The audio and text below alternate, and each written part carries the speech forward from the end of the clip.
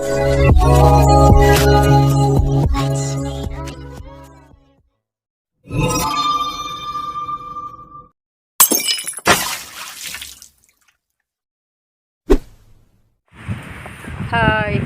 ನಾನು ನಿಮ್ಮ ವಿಜಯ. ನೀವು ನೋಡ್ತಿದ್ದೀರಾ ವಿಜಯ ಲಾಕ್ಸ್ ಬೆದ್ರ. ನಾನಿವತ್ತು ಅಂಗಡಿಯಿಂದ ತಂದ ರೊಟ್ಟಿ ಏನಾದರೂ ನೈಕಾದರೆ ಅದನ್ನು ಏನು ಮಾಡಬಹುದು ಅಂತ ತೋರಿಸ್ತೇನೆ. ನನ್ನ ವಿಡಿಯೋ ನಿಮಗೆ ಇಷ್ಟ ಆದರೆ ಲೈಕ್ ಮಾಡಿ, ಶೇರ್ ಮಾಡಿ, ಕಮೆಂಟ್ ಮಾಡಿ. ಯಾರು ವಿಜಯ ಲಾಕ್ಸ್ಗೆ ಸಬ್ಸ್ಕ್ರೈಬ್ ಮಾಡಲಿಲ್ವೋ ಅವರು ಸಬ್ಸ್ಕ್ರೈಬ್ ಮಾಡಿ. ಹಾಗಾದರೆ ಬನ್ನಿ ಹೋಗೋಣ, ವಿಡಿಯೋ ನೋಡೋಣ.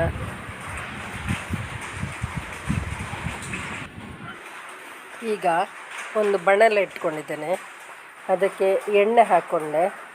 ಈಗ ನೋಡಿ, ಇದು ರೊಟ್ಟಿ ಉಂಟಲ್ಲ, ಇದು ನೈಕಾಗಿದೆ. ಅದಕ್ಕೆ ನಾವು ಆ ಎಣ್ಣೆಯಲ್ಲಿ ಹಾಕಿ ಈ ರೀತಿಯೂ ಮಾಡಬಹುದು ನೋಡಿ. ಈಗ ಅದು ಕರುಮಾಗಿ ಬರುತ್ತೆ.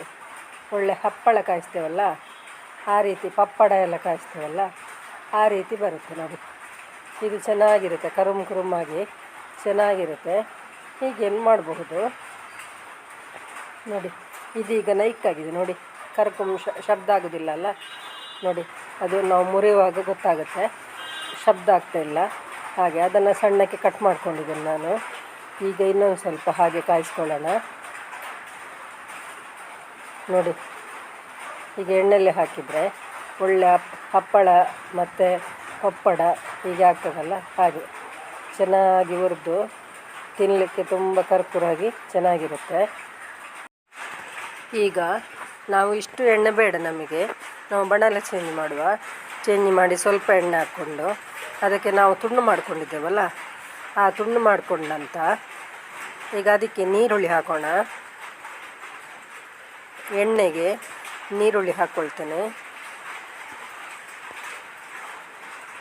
ಒಂದು ನೀರುಳ್ಳಿ, ನೀವು ಎಷ್ಟು ಬೇಕಾದರೂ ಹಾಕ್ಕೊಳ್ಬೋದು ನಿಮ್ಮ ಟೇಸ್ಟಿಗೆ.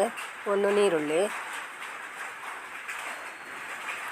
ಹಾಗೆ ಒಂದು 2 ರಿಂದ 3 ಕಾಯಿಮೆಣಸು, ಇದನ್ನು ಕೂಡ ಒಟ್ಟಿಗೆ ಹಾಕ್ಕೊಳ್ತೇನೆ.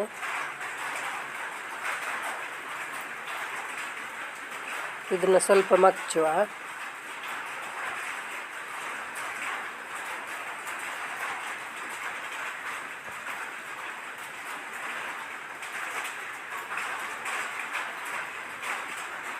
ನಾವು ಸ್ವಲ್ಪ ಸಣ್ಣಗೆ ಕಟ್ ಮಾಡಿಕೊಂಡ್ರೆ ಒಳ್ಳೆಯದು.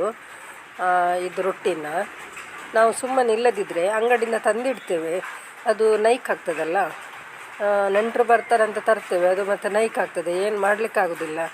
ಬಿಸಾಡಲಿಕ್ಕೆ ದುಡ್ಡು ಕೊಟ್ಟು ತಂದದೆಲ್ಲ ಬಿಸಾಡೋದಾ, ಅದಕ್ಕೋಸ್ಕರ ನೋಡಿ ಈ ರೀತಿ ಎಲ್ಲ ಮಾಡ್ಕೊಳ್ಬೋದು. ತುಂಬ ಚೆನ್ನಾಗಿರುತ್ತೆ, ತುಂಬ ಟೇಸ್ಟಿಯಾಗಿರುತ್ತೆ. ಹಾಗೆ ಈಗ ನಾವು ಕಟ್ ಮಾಡಿಕೊಂಡಂಥ ರೊಟ್ಟಿ, ಅಂಗಡಿದ್ದು ರೊಟ್ಟಿನ ಇದಕ್ಕೆ ಸೇರಿಸೋಣ. ಇದು ಸ್ವಲ್ಪ ದೊಡ್ಡದಾಗಿದೆ, ಸ್ವಲ್ಪ ಸಣ್ಣದು ಮಾಡಿಕೊಂಡ್ರೂ ಆಗುತ್ತೆ. ಇದಕ್ಕಿಂತ ನಾವು ಎಷ್ಟು ಬೇಕು ಅಷ್ಟೇ ಮಾಡ್ಕೊಳ್ಳೋಣ. ತುಂಬ ಮಾಡಿಟ್ರೆ ಅಷ್ಟು ಚೆನ್ನಾಗಿರೋದಿಲ್ಲ, ಆಗಾಗ ಮಾಡಿ ತಿನ್ನಬೇಕು. ಅದಕ್ಕೆ ನಾನು ಸ್ವಲ್ಪನೇ ಮಾಡಿದ್ದೀನಿ.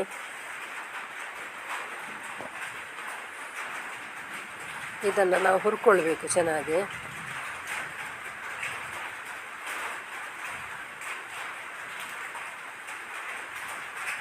ನೋಡಿ, ಹೀಗೆ ಎಲ್ಲ ಕಟ್ ಮಾಡಿಕೊಂಡು ಹಾಕ್ಕೊಳ್ಳೋಣ. ಈಗ ಸಾಕು ಅಷ್ಟು, ಅದನ್ನು ಮಚ್ಚಬೇಕು.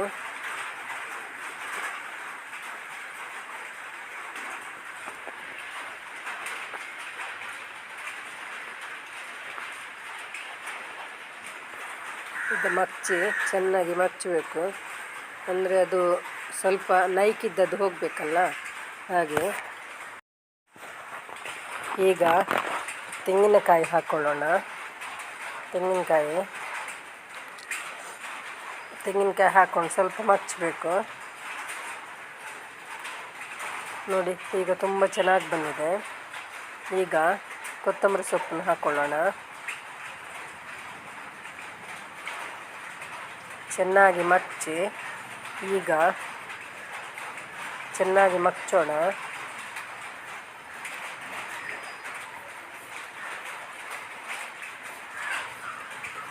ಈಗ ನೋಡಿ, ಸ್ವಲ್ಪ ಸಕ್ಕರೆ ಹಾಕ್ಕೊಳ್ಳೋಣ. ಇದಕ್ಕೆ ಉಪ್ಪೆಲ್ಲ ಬೇಡ, ಯಾಕಂದರೆ ಅದು ರೊಟ್ಟಿಯಲ್ಲಿ ಉಪ್ಪು ಇರುತ್ತಲ್ಲ, ಇದಕ್ಕೆ ನಾವು ಹೆಚ್ಚು ಮಸಾಲೆ ಅಂತ ಸೇರಿಸಲಿಲ್ಲ, ಹಾಗಾಗಿ ಅದಕ್ಕೆ ಉಪ್ಪು ಹಾಕೋದು ಬೇಡ ಮತ್ತು ಜಾಸ್ತಿ ಆಗುತ್ತೆ ಅದಕ್ಕೆ ಈಗ ಸ್ವಲ್ಪ ಸಕ್ಕರೆ ಹಾಕ್ಕೊಂಡು ನೋಡಿ, ಸ್ವಲ್ಪ ಸಕ್ಕರೆ ಹಾಕ್ಕೊಂಡೆ, ಒಂದು ಅರ್ಧ ಸ್ಪೂನಷ್ಟು ಸಕ್ಕರೆ ಹಾಕ್ಕೊಂಡು ಇನ್ನು ಕೆಳಗಿಳಿಸೋಣ. ಸ್ವಲ್ಪ ಮಗ್ಚೋಣ. ಈಗ ಸಾಕಿನ್ನು ಇದನ್ನು ಇನ್ನು ಕೆಳಗೆ ಆಫ್ ಮಾಡ್ಕೊಳ್ಳೋಣ. ಚೆನ್ನಾಗಿ ಬಂದಿದಲ್ಲ, ಈ ರೀತಿ ಒಮ್ಮೆ ಮಾಡ್ಕೊಳ್ಳಿ, ನೋಡಿ ಮಾಡಿ ತಿನ್ನಿ, ಲೈಕ್ ಮಾಡಿ, ಶೇರ್ ಮಾಡಿ, ಕಮೆಂಟ್ ಮಾಡಿ. ನಾನು ಒಳ್ಳೆ ವಿಡಿಯೋದೊಂದಿಗೆ ನಾಳೆ ಬರ್ತೇನೆ. ಬಾಯ್.